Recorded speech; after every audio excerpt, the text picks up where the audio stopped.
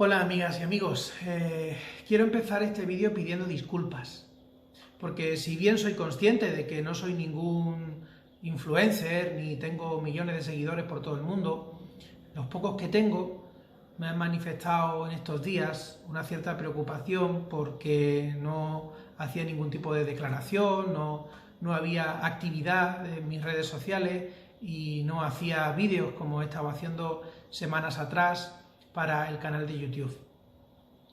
He de deciros que en este tiempo, esta situación que nos está afectando a todos, pues he necesitado gestionar lo que a mí directamente me suponía esta vivencia. He tratado de dejármela sentir, de ver qué podía aprender de ella y me he permitido estar un poco en contacto con todos los episodios que sucedían dentro de mí. A veces uno no puede estar para los demás porque necesita estar para uno mismo.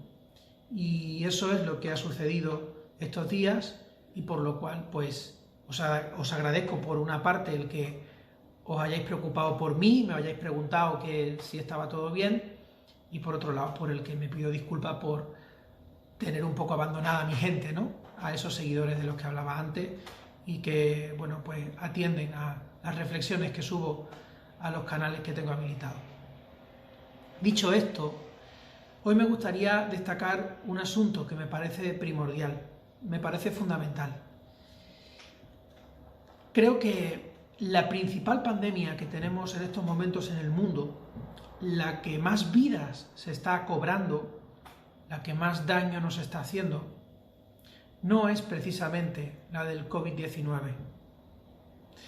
La principal pandemia que padecemos en este mundo, e insisto, la que más vidas se está cobrando, es la de la inconsciencia. Todos podemos comprobar cómo, si nos metemos en las redes sociales, en Facebook, ya no te hablo de Twitter, la gente, más que nunca, en nuestro país, está entrando en masa en lo que yo llevo denominando desde hace algún tiempo el guerra-civilismo ideológico. Todo se ha politizado. Los unos defienden su ideología como si defendieran un equipo de fútbol para decir que se está haciendo bien. Los otros defienden su ideología como si se tratara de un equipo de fútbol para decir que ellos lo hubieran hecho mejor. Y la cuestión es que esa inconsciencia de la que hablaba antes provoca que quienes tienen el poder cubran con sus tentáculos aquello que debería ser únicamente competencia nuestra. La justicia, la comunicación, el derecho, la libertad está siendo eclipsada por la política. Pero no por la política en sentido filosófico, no, por esa política que se escribe en minúscula, por la política de la disciplina de partido, de aquellos que no pueden decir libremente lo que piensan porque tienen que subyugarse al programa de su partido.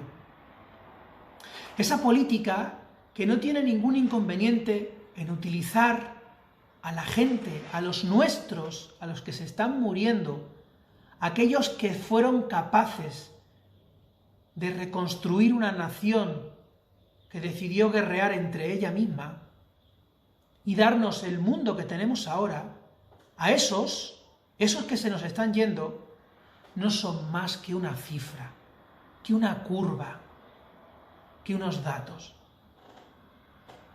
La inconsciencia es la que nos lleva a que en estos días estemos criticando la medida de que el gobierno haya intervenido el precio de las mascarillas a 0,96, cuando los farmacéuticos han tenido que pagar más para adquirir esas mascarillas. Y yo me pregunto, ¿pero es que necesitas que el gobierno te imponga el precio de la mascarilla?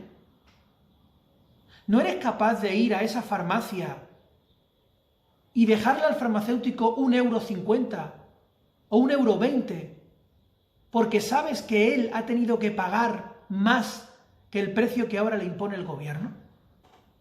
¿Tenemos que esperar a que sea el presidente del gobierno o cualquiera de los ministros los que con mayor o menor desatino nos digan cómo tenemos que comportarnos? ¿Qué pasaría si fuéramos una población que fuera sui juris, dueña de sí, que cada uno de nosotros realmente despertase en sí mismo su conciencia? ¿Realmente necesitaríamos que un gobierno tuviera que limitar por ley la movilidad por los espacios públicos? ¿Realmente, si nosotros tomásemos posesión de nuestras vidas, necesitaríamos que quien ocupa el Palacio de la Moncloa, el presidente de turno, sea el que constantemente nos diga lo que tenemos que hacer? Aquel lugar que en nuestra vida ocupa la inconsciencia es el lugar que cedemos al poderoso de turno para que lo ocupe. Ese lugar que no ocupa la conciencia, ese lugar que no ocupa el dominio de nuestras capacidades, de nuestras vidas, de nuestras decisiones, lo termina ocupando alguien que ostenta el poder. Seguimos todavía dirimiendo esta cuestión entre izquierdas y derechas, conservadores y progresistas. Y en nuestro país, que es experto en tener sectarios ideológicos, que nacen, crecen, se reproducen y mueren en una misma ideología que probablemente han heredado o han elegido cuando no tenían ni tan siquiera uso de razón, y que defenderán eso hasta la muerte, sin cuestionarse nada, sin plantearse el que, bueno, aunque yo simpatice más con esta ideología, igual en esta ocasión lo podría haber hecho mejor. Aunque yo no simpatice con la ideología del contrincante o del adversario, he de reconocer que he tenido una buena idea. Para hacer eso hay que tener conciencia. Para hacer eso hay que tener la suficiente capacidad intelectual como para reconocer que, como decía Ortega y Gasset, la verdad no es más que la suma de todos los puntos de vista.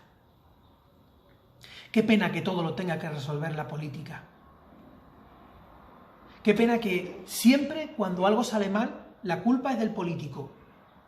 Si algo sale bien, es gracias al político. Qué lástima que tengamos que someternos a normas como hace el pastor con las ovejas, porque no somos capaces de saber lo que es mejor para nosotros. Creo que la principal pandemia, como decía antes, la que más vidas está cobrando, es esa. El de ser sujetos inconscientes, que siempre miran arriba, que siempre escuchan la voz del pastor para mostrar su acuerdo o su desacuerdo, pero que no toma conciencia de que realmente los protagonistas de nuestras vidas somos nosotros, que no vivimos sin ningún rebaño por obligación.